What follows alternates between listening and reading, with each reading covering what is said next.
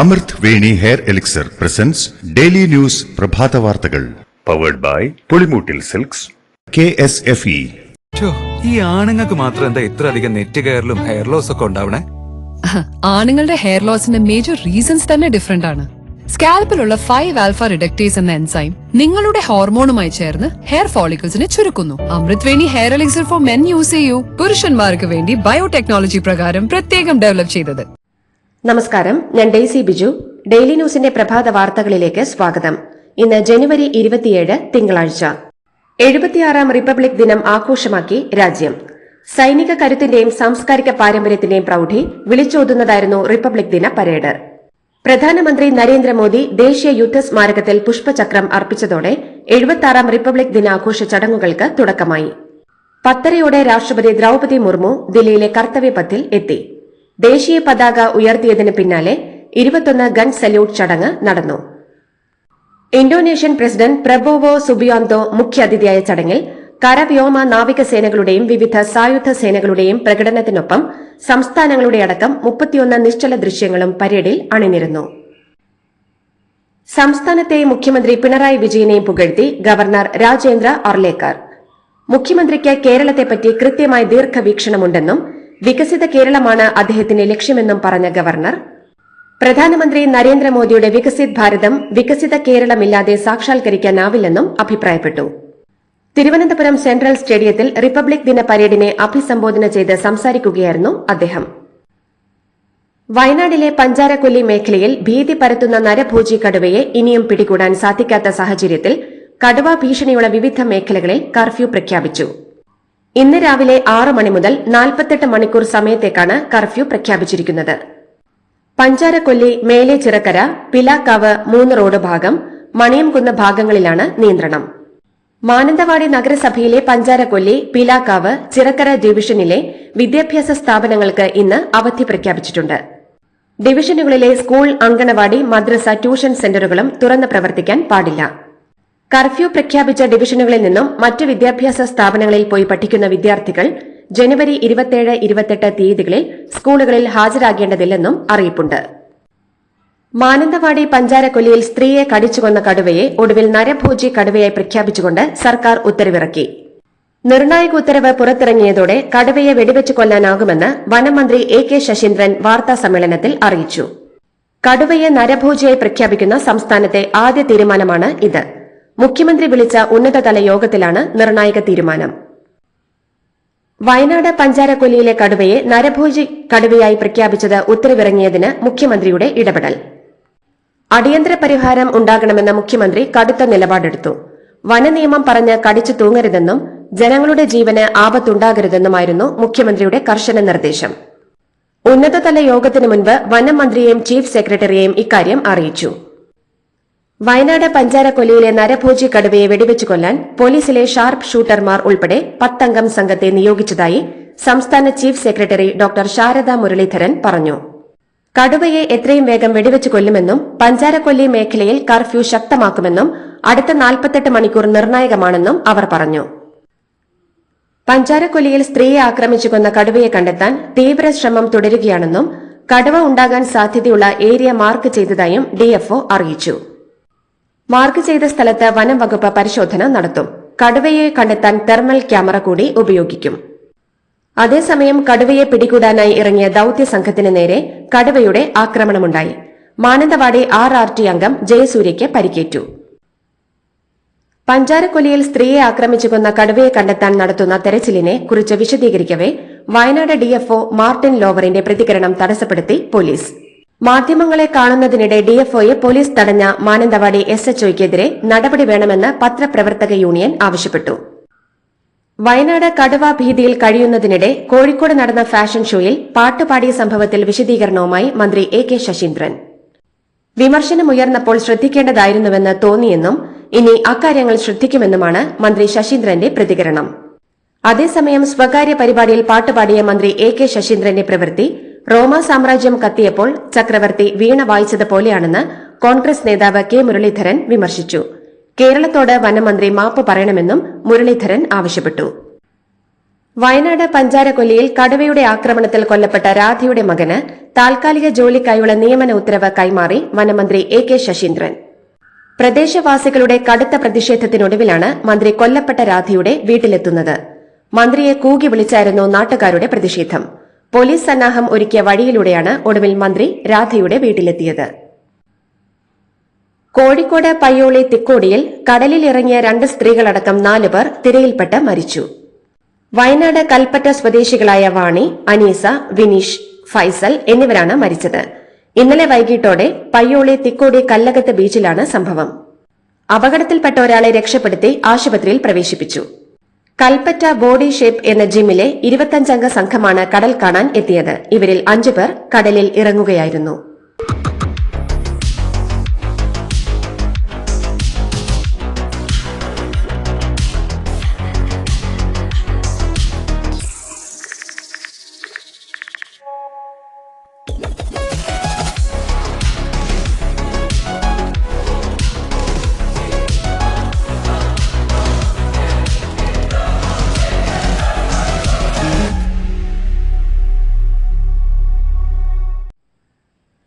Ration വ്യാപാരികളുടെ അനിശ്ചിതകാല സമരം ഇന്നു മുതൽ. സമരത്തെ തുടർന്ന് സംസ്ഥാനത്ത് ഇന്നു മുതൽ റേഷൻ വിതരണം സ്തംഭനത്തിലേക്ക് നീങ്ങും. സമരം പിൻവലിച്ചില്ലെങ്കിൽ ലൈസൻസ് റദ്ദാക്കുന്നതടക്കമുള്ള നടപടികളിലേക്ക് കടക്കേണ്ടി വരുമെന്ന് ഭക്ഷ്യമന്ത്രി ഇന്നലെ മുന്നറിയിപ്പ് നൽകിയിരുന്നു. എന്നാൽ സർക്കാരിന്റെ ഭീഷണി മറികടന്നാണ് ഇന്ന് വ്യാപാരികൾ സമരത്തിനായി ഒരുങ്ങുന്നത്. സംസ്ഥാനത്തെ റേഷൻ വ്യാപാരികൾ ഇന്നു മുതൽ നടത്താനിരിക്കുന്ന കടയടച്ചുള്ള പണിമുടക്ക് സമരത്തിൽ നിന്നും പിന്മാറണമെന്നാണ് സർക്കാരിന് അഭ്യർത്ഥിക്കാനുള്ളതെന്ന് ഭക്ഷ്യ പൊതുവിതരണ വകുപ്പ് മന്ത്രി GR അനിൽ. ആരുടെ വീഴ്ച കൊണ്ടാണോ ജനങ്ങൾക്ക് ഭക്ഷ്യധാന്യങ്ങൾ നിഷേധിക്കപ്പെട്ടത്, അവർ ഗുണഭോക്താക്കൾക്ക് ഫുഡ് സെക്യൂരിറ്റി അലവൻസ് നൽകേണ്ടിവരും. ഇവിടെ സർക്കാരിന്റെ വീഴ്ച കൊണ്ടല്ല ജനങ്ങൾക്ക് ഭക്ഷ്യധാന്യങ്ങൾ മുടങ്ങുന്നതെന്നും അദ്ദേഹം പറഞ്ഞു. റേഷൻ സമരത്തിൽ നിന്നും വ്യാപാരികൾ പിന്മാറുമെന്നാണ് പ്രതീക്ഷിക്കുന്നതെന്ന് ധനമന്ത്രി KN ബാലഗോപാൽ. ജനങ്ങൾക്ക് റേഷൻ കിട്ടുന്നുണ്ട് എന്ന് ഉറപ്പാക്കേണ്ടവരാണ് ഗവൺമെന്റും കച്ചവടക്കാരുമെന്ന് അദ്ദേഹം പറഞ്ഞു. അവർ കേവലം കച്ചവടക്കാർ മാത്രമല്ലെന്നും ലൈസൻസുകളാണ് ഉത്തരവാദിത്വം കാണിക്കേണ്ടതെന്നും അത് കാണിക്കുമെന്നാണ് പ്രതീക്ഷിക്കുന്നതെന്നും മന്ത്രി കൂട്ടിച്ചേർത്തു. എറണാകുളം ജില്ലയിലെ ചില നേതാക്കൾ സമ്പത്തിനും വ്യക്തിപരമായ ധനസമാഹരണത്തിനും പിന്നാലെയാണെന്ന് CPM എറണാകുളം ജില്ലാ സമ്മേളനത്തിൽ സംസ്ഥാന സെക്രട്ടറി MV ഗോവിന്ദൻ. ഇത് ശരിയല്ലെന്നും മാറ്റം ആവശ്യമാണെന്നും അദ്ദേഹം പറഞ്ഞു. റിപ്പോർട്ട് അവതരണത്തിന് മുൻപ് സമ്മേളന പ്രതിനിധികളെ അഭിസംബോധന ചെയ്ത് സംസാരിക്കുന്നതിനിടയിലാണ് പരാമർശം. സെക്രട്ടേറിയറ്റ് ഗേറ്റിൽ മുഖ്യമന്ത്രിയുടെ ചിത്രമടങ്ങിയ കൂറ്റൻ ഫ്ലെക്സ് സ്ഥാപിച്ചതിന് സെക്രട്ടേറിയറ്റ് എംപ്ലോയീസ് അസോസിയേഷൻ പിഴ അടച്ചു. 5600 രൂപയാണ് സംഘടന നഗരസഭയ്ക്ക് പിഴയായി നൽകിയത്. നിയമം നടപ്പാക്കേണ്ട ഉദ്യോഗസ്ഥർ ഫ്ലെക്സ് വച്ചതിൽ നടപടി വേണമെന്ന് ഹൈക്കോടതി ആവശ്യപ്പെട്ടതിന് പിന്നാലെയാണ് ഉദ്യോഗസ്ഥരായ നേതാക്കളെ പ്രതി ചേർത്തത്. CPM സംസ്ഥാന സെക്രട്ടറി ഗോവിന്ദൻ മാസ്റ്ററുടെ കാന്തപുരം AP അബൂബക്കർ മുസ്ലിയാരുമായി ബന്ധപ്പെട്ട പ്രസ്താവന CPM കേരളത്തിൽ നടപ്പിലാക്കിക്കൊണ്ടിരിക്കുന്ന പുതിയ രാഷ്ട്രീയ നയത്തിന്റെ ഭാഗമാണെന്ന് PV അൻവർ. നടക്കാനിരിക്കുന്ന ത്രിതല പഞ്ചായത്ത് നിയമസഭാ തെരഞ്ഞെടുപ്പുകൾ മുൻകൂട്ടി കണ്ട് പാർട്ടി മനഃപൂർവ്വം തയ്യാറാക്കിയ തിരക്കഥയുടെ ഭാഗമാണിതെന്നും കഴിഞ്ഞ ലോക്സഭാ തെരഞ്ഞെടുപ്പിന് ശേഷമാണ് ന്യൂനപക്ഷങ്ങൾക്കെതിരെ CPM നിലപാട് സ്വീകരിച്ചു തുടങ്ങിയതെന്നും അൻവർ പറഞ്ഞു. പാലക്കാട് BJPയിൽ പൊട്ടിത്തെറിയെന്ന് റിപ്പോർട്ടുകൾ. യുവമോർച്ച ജില്ലാ പ്രസിഡന്റ് പ്രശാന്ത് ശിവനെ പാലക്കാട് BJP ജില്ലാ പ്രസിഡന്റാക്കുന്നതിനെതിരെ പ്രതിഷേധിച്ച് നഗരസഭാ കൌൺസിലർമാർ രാജി പ്രഖ്യാപിച്ചതോടെ BJPക്ക് കേരളത്തിൽ ഭരണമുള്ള ഏക നഗരസഭയായ പാലക്കാട് ഭരണം തുലാസിലായി. 9 കൌൺസിലർമാരാണ് ഇന്ന് പാർട്ടിക്ക് രാജിക്കത്ത് നൽകുമെന്ന് പ്രഖ്യാപിച്ചിരിക്കുന്നത്. പാലക്കാട്ടെ BJP പ്രതിസന്ധിയിൽ നിലപാട് വ്യക്തമാക്കി BJP സംസ്ഥാന അധ്യക്ഷൻ K. സുരേന്ദ്രൻ. ജില്ലാ പ്രസിഡന്റ് പട്ടിക കേന്ദ്ര നേതൃത്വം അംഗീകരിച്ചതാണെന്നും ഇതിനെതിരെ സംസാരിക്കാൻ ആർക്കുമാകില്ലെന്നും വ്യക്തമാക്കിയ സുരേന്ദ്രൻ ഇത്രയും സമീകൃതമായ പട്ടിക ഇതിനു മുൻപ് ഉണ്ടായിട്ടില്ലെന്നും ചൂണ്ടിക്കാട്ടി. നിങ്ങൾ വിചാരിക്കുന്നൊന്നും പാലക്കാട് നടക്കില്ലെന്നും നഗരസഭ താഴെ വീടില്ലെന്നും പന്തളത്തും ഇതുതന്നെയല്ലേ പറഞ്ഞതെന്നും K. സുരേന്ദ്രൻ ചോദിച്ചു. പൊതുപരിപാടിയിൽ ഓൺലൈനായി പങ്കെടുത്ത് Uma Thomas MLA. Kakkanad MA Aboobacker memorial school വികസനത്തിന്റെ ഭാഗമായി നിർമ്മിച്ച പുതിയ കെട്ടിടത്തിന്റെ ഉദ്ഘാടന ചടങ്ങിൽ ആശുപത്രിയിൽ നിന്നാണ് MLA മുഖ്യാതിഥിയായി പങ്കെടുത്തത്. വലിയൊരു അപകടത്തിൽ നിന്ന് അത്ഭുതകരമായി രക്ഷപ്പെട്ട ചികിത്സയിലാണെന്നും തിരിച്ചുവരവിന് നിങ്ങളുടെയെല്ലാം പ്രാർത്ഥനയുണ്ടായിരുന്നുവെന്ന് ഞാൻ വളരെ നന്ദിയോടെ ഓർക്കുന്നുവെന്നും MLA പറഞ്ഞു. ലൈംഗിക പീഡന പരാതിയിൽ കാസർകോട് CPM നേതാവിനെതിരെ അച്ചടക്ക നടപടി. ഡിവൈഎഫ്ഐ തൃക്കരിപ്പൂർ ബ്ലോക്ക് സെക്രട്ടറിയും സിപിഎം ഏരിയ കമ്മിറ്റി അംഗവുമായ സുജിത് കൊടക്കാടിനെതിരെയാണ് നടപടി. ഡിവൈഎഫ്ഐ ബ്ലോക്ക് സെക്രട്ടറി സ്ഥാനത്ത് നിന്നും സിപിഎം ഏരിയ കമ്മിറ്റിയിൽ നിന്നും സുജിത്തിനെ പുറത്താക്കി. കേരളത്തിൽ ഉയർന്ന താപനില മുന്നറിയിപ്പ് തുടരുന്നു. ഒറ്റപ്പെട്ട ഇടങ്ങളിൽ സാധാരണയേക്കാൾ 2 ഡിഗ്രി സെൽഷ്യസ് മുതൽ 3 ഡിഗ്രി സെൽഷ്യസ് വരെ താപനില ഉയരാൻ സാധ്യതയെന്നാണ് കേന്ദ്ര കാലാവസ്ഥാ വകുപ്പ് നൽകിയിരിക്കുന്ന മുന്നറിയിപ്പ്. ഉയർന്ന താപനിലയും ഈർപ്പമുള്ള വായുവും കാരണം ചൂടും അസ്വസ്ഥതയുമുള്ള കാലാവസ്ഥയ്ക്ക് സാധ്യതയുണ്ടെന്നും അറിയിപ്പിൽ പറയുന്നു. വയനാട് ഡിസിസി യോഗത്തിൽ നേതാക്കൾ തമ്മിൽ വൻ വാക്പോര്. NM വിജയന്റെ മരണത്തിന് പിന്നാലെ ഉയർന്ന വിവാദത്തെ ചൊല്ലിയാണ് നേതാക്കൾ തമ്മിൽ വാക്പോര് ഉണ്ടായത്. ആരോപണമുയർന്ന ഡിസിസി പ്രസിഡന്റ് ND അപ്പച്ചനും IC ബാലകൃഷ്ണൻ MLAയും സ്ഥാനമൊഴിയണമെന്ന് ഒരു വിഭാഗം നേതാക്കൾ ആവശ്യപ്പെട്ടു. വയനാടിന്റെ ചുമതലയുള്ള മുതിർന്ന നേതാവ് സണ്ണി ജോസഫ്, TN പ്രതാപൻ തുടങ്ങിയവരും ഡിസിസി യോഗത്തിൽ പങ്കെടുക്കാൻ എത്തിയിരുന്നു. മോൾക്ക് ബർത്ത്ഡേ ഗിഫ്റ്റ് വാങ്ങണ്ടേ? ഷോപ്പിൽ കൊണ്ടുപോയി ഇഷ്ടമുള്ള വാങ്ങിക്കൊടുക്കാം. അപ്പൊ ഏട്ടൻ വരുന്നുണ്ടോ? ഗിഫ്റ്റ് കാർഡ് വരും. അതെ, ഓരോ ചിട്ടിയിലും ഒരാൾക്ക് 5000 രൂപയുടെ ഗിഫ്റ്റ് കാർഡ് സമ്മാനം. മെഗാ സമ്മാനമാണെങ്കിലോ പുതുപുത്തൻ ബെൻസ് കാർ. 2ാം സമ്മാനം ഇന്നോവ ക്രിസ്റ്റ, അതും 17 ഇത്തവണ സമ്മാനങ്ങളുടെ നക്ഷത്ര തിളക്കവുമായി KSFE ഗാലക്സി ചിട്ടികൾ. രാജ്യത്ത് ഏകീകൃത സിവിൽ കോഡ് നടപ്പാക്കുന്ന ആദ്യ സംസ്ഥാനമാകാൻ തയ്യാറെടുക്കുന്ന ഉത്തരാഖണ്ഡിൽ ഇന്ന് ഏകീകൃത സിവിൽ കോഡ് നടപ്പാക്കും. വിവാഹം ഉൾപ്പെടെ രജിസ്റ്റർ ചെയ്യാനുള്ള UCC പോർട്ടൽ ഉച്ചയ്ക്ക് മുഖ്യമന്ത്രി പുഷ്കർ സിംഗ് ധാമി ഉദ്ഘാടനം ചെയ്യും. വർഗീയ വിഭജനമാണ് BJP ലക്ഷ്യമിടുന്നതെന്ന് കോൺഗ്രസ് വിമർശിച്ചു. ഇന്ത്യയിൽ ഹിന്ദുക്കളുടെ ജനന നിരക്ക് കുറയുകയാണെന്ന് വിശ്വ ഹിന്ദു പരിഷത്ത്. ജനന നിരക്ക് കുറയുന്നത് പരിഹരിക്കാനായി ഹിന്ദു ദമ്പതികൾക്ക് കുറഞ്ഞത് 3 കുട്ടികളെങ്കിലും വേണമെന്നും VHP ആവശ്യപ്പെട്ടു.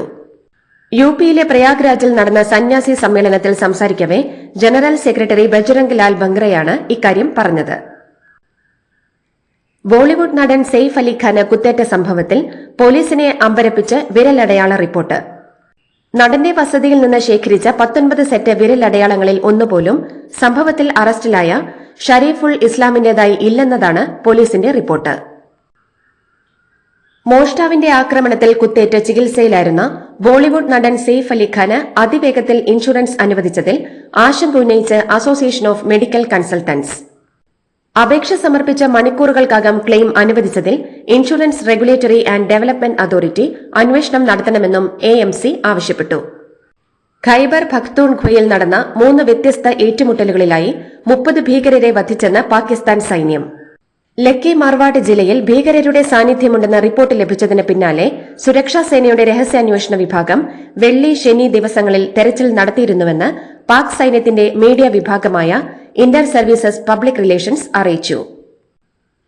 ആഭ്യന്തര സംഘർഷം രൂക്ഷമായ സുഡാനിൽ ദാർഫർ മേഖലയിലെ എൽ ഫാഷറിൽ പ്രവർത്തിക്കുന്ന ആശുപത്രിക്ക് നേരെയുണ്ടായ ഡ്രോൺ ആക്രമണത്തിൽ കൊല്ലപ്പെട്ടവരുടെ എണ്ണം 67ആയി. സംഭവത്തിൽ നിരവധി പേർക്ക് ഗുരുതരമായി പരിക്കേറ്റിട്ടുണ്ട്. വെള്ളിയാഴ്ച സൌദി ആശുപത്രിക്ക് നേരെയും ബോംബാക്രമണം ഉണ്ടായിരുന്നു. തായ്വാന് സമീപം സൈനിക നീക്കങ്ങൾ ശക്തമാക്കി ചൈന. ശനിയാഴ്ച രാവിലെ 6 മണിക്കും ഞായറാഴ്ച രാവിലെ 6 മണിക്കുമിടയിൽ തായ്വാന് ചുറ്റും 6 ചൈനീസ് സൈനിക വിമാനങ്ങളും 7 നാവിക കപ്പലുകളും കണ്ടെത്തിയതായി തായ്വാൻ ദേശീയ പ്രതിരോധ മന്ത്രാലയം അറിയിച്ചു. ചൈനീസ് നീക്കങ്ങൾ സൂക്ഷ്മമായി നിരീക്ഷിച്ച ശേഷം ആവശ്യമായ നടപടികൾ സ്വീകരിച്ചെന്നും പ്രതിരോധ മന്ത്രാലയം അറിയിച്ചു. ബംഗ്ലാദേശ് സർക്കാരിനുള്ള എല്ലാ സാമ്പത്തിക സഹായങ്ങളും നിർത്തലാക്കാൻ തീരുമാനിച്ച് US. കരാറുകളും ഗ്രാന്റുകളും ഉൾപ്പെടെ എല്ലാ സഹായ പദ്ധതികളും അവസാനിപ്പിക്കാനാണ് ട്രംപ് സർക്കാരിന്റെ നീക്കം. യുക്രൈൻ അടക്കം ചില രാജ്യങ്ങൾക്കുള്ള സാമ്പത്തിക സഹായം 90 ദിവസത്തേക്ക് മരവിപ്പിക്കുന്നതായി US വിദേശകാര്യ സെക്രട്ടറി മാർക്ക് റൂബിയോ നേരത്തെ അറിയിച്ചിരുന്നു. USന്റെ പുതിയ വിദേശ നയങ്ങളുമായി പൊരുത്തപ്പെടുന്നവർക്ക് മാത്രം സാമ്പത്തിക സഹായം തുടരാനുള്ള പദ്ധതികളുടെ ഭാഗമാണ് ഈ നടപടികൾ. ഇതോടെ United States Agency for International ഡെവലപ്മെന്റിന്റെ പരിധിയിൽ ബംഗ്ലാദേശിൽ നിലവിലുള്ള എല്ലാ കരാറുകളും ഗ്രാന്റുകളും പദ്ധതികളും നിർത്തലാക്കാനാണ് തീരുമാനം. ഇതുമായി ബന്ധപ്പെട്ട് ബംഗ്ലാദേശിൽ നടക്കുന്ന എല്ലാ പ്രവർത്തനങ്ങളും 90 ദിവസത്തേക്ക് മരവിപ്പിച്ചിട്ടുണ്ട്. വെടിനിർത്തലിന് ശേഷവും ഇസ്രായേലിന് വീണ്ടും ബോംബുകൾ നൽകാൻ ട്രംപിന്റെ തീരുമാനം. ബോംബുകൾ നൽകാൻ മുൻ പ്രസിഡന്റ് ജോ ബൈഡൻ ഏർപ്പെടുത്തിയ നിയന്ത്രണം ഒഴിവാക്കാൻ ട്രംപ് US സൈന്യത്തിന് നിർദ്ദേശം നൽകിയതായാണ് വിവരം. ഗാസയിലെ കൂട്ടക്കൊലയിൽ ആശങ്കപ്പെട്ടാണ് ബൈഡൻ നേരത്തെ ബോംബ് വിതരണം തടഞ്ഞത്. ഗാസ മുനമ്പിൽ നിന്നുള്ള അഭയാർത്ഥികളെ ജോർദാൻ, ഈജിപ്ത് ഉൾപ്പെടെയുള്ള അറബ് രാജ്യങ്ങൾ ഇനിയും ഏറ്റെടുക്കണമെന്ന് American president Donald Trump. Gaza clean ആകണമെങ്കിൽ ജനങ്ങളെ മാറ്റി പാർപ്പിക്കണമെന്നും അദ്ദേഹം പറഞ്ഞു. ഫ്രാൻസിസ് മാർപ്പാപ്പയെ രൂക്ഷമായി വിമർശിച്ച് അമേരിക്കയിലെ അതിർത്തി രക്ഷാ ചുമതലയുള്ള ടോം ഹോമൻ. വത്തിക്കാന് ചുറ്റും മതിൽ കെട്ടിയുയർത്തിയ പോപ്പിന് അമേരിക്കയിലെ നാടുകടത്തലിനെ കുറ്റപ്പെടുത്താനാകില്ലെന്നും കത്തോലിക്ക സഭയിലെ പ്രശ്നങ്ങൾ തീർക്കാനാണ് പോപ്പ് ആദ്യം ശ്രമിക്കേണ്ടതെന്നും ടോം ഹോമൻ പറഞ്ഞു. കുടിയേറ്റക്കാരെ നാടുകടത്താനുള്ള ട്രംപിന്റെ തീരുമാനത്തെ വിമർശിച്ച് മാർപ്പാപ്പ നേരത്തെ രംഗത്തെത്തിയിരുന്നു. യുക്രൈൻ റഷ്യ യുദ്ധം അവസാനിപ്പിക്കാൻ റഷ്യൻ പ്രസിഡന്റ് വ്ളാഡിമിർ പുടിനുമായി ഉടൻ സംസാരിക്കുമെന്ന് യുഎസ് പ്രസിഡന്റ് ഡൊണാൾഡ് ട്രംപ്. ചർച്ചകൾക്ക് റഷ്യ തയ്യാറാണെന്ന് പുടിൻ അറിയിച്ചതിന് പിന്നാലെയാണ് വ്യക്തത വരുത്തി ട്രംപ് രംഗത്തെത്തിയത്. യുക്രൈൻ പ്രസിഡന്റ് വ്ളോഡിമിർ സെലൻസ്കിയുമായി ട്രംപ് സംസാരിച്ചു. അമേരിക്കൻ ഭരണനിർവഹണത്തിലും പൊളിച്ചെഴുത്ത് നടത്തി പ്രസിഡന്റ് ഡൊണാൾഡ് ട്രംപ്. ഇതിന്റെ ആദ്യ പടിയായി അമേരിക്കയിലെ 12 ഫെഡറൽ നിരീക്ഷക സമിതികൾ ട്രംപ് പിരിച്ചുവിട്ടു.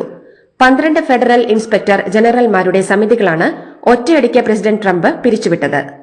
4 വർഷം കൊണ്ട് ബൈഡൻ സർക്കാരിന് ചെയ്യാൻ കഴിയാത്തത് താൻ ഒരാഴ്ച കൊണ്ട് ചെയ്തെന്ന് പറഞ്ഞുകൊണ്ടാണ് ട്രംപ് തീരുമാനം അറിയിച്ചത്. താൻ കാര്യങ്ങൾ ചെയ്യാൻ തുടങ്ങിയിട്ടേ ഉള്ളൂ എന്ന പ്രഖ്യാപനവും ട്രംപ് നടത്തി. ഓസ്ട്രേലിയൻ ഓപ്പൺ ടെന്നീസ് പുരുഷ സിംഗിൾസിൽ തുടർച്ചയായ 2ാം തവണയും കിരീടം ചൂടി ഇറ്റലിയുടെ ലോക 1ാം നമ്പർ താരം യാനിക് സിന്നർ. ഇന്നലെ നടന്ന ഫൈനലിൽ ജർമ്മനിയുടെ അലക്സാണ്ടർ സ്വരേവിനെ തകർത്താണ് സിന്നർ കിരീടം ചൂടിയത്. തുടർച്ചയായി 3 സെറ്റുകളും നേടിയ സിന്നറിന്റെ സമ്പൂർണ്ണ ആധിപത്യമാണ് ഫൈനലിൽ കണ്ടത്. ഇതോടുകൂടി ഡെയിലി ന്യൂസിന്റെ ഇന്നത്തെ പ്രഭാത വാർത്തകൾ സമാപിക്കുന്നു. ഡെയിലി ന്യൂസിന് വേണ്ടി വാർത്തകൾ വായിച്ചത് Daisy Biju. Daily news live .in വാർത്തകൾ വിരൽ തുമ്പിൽ.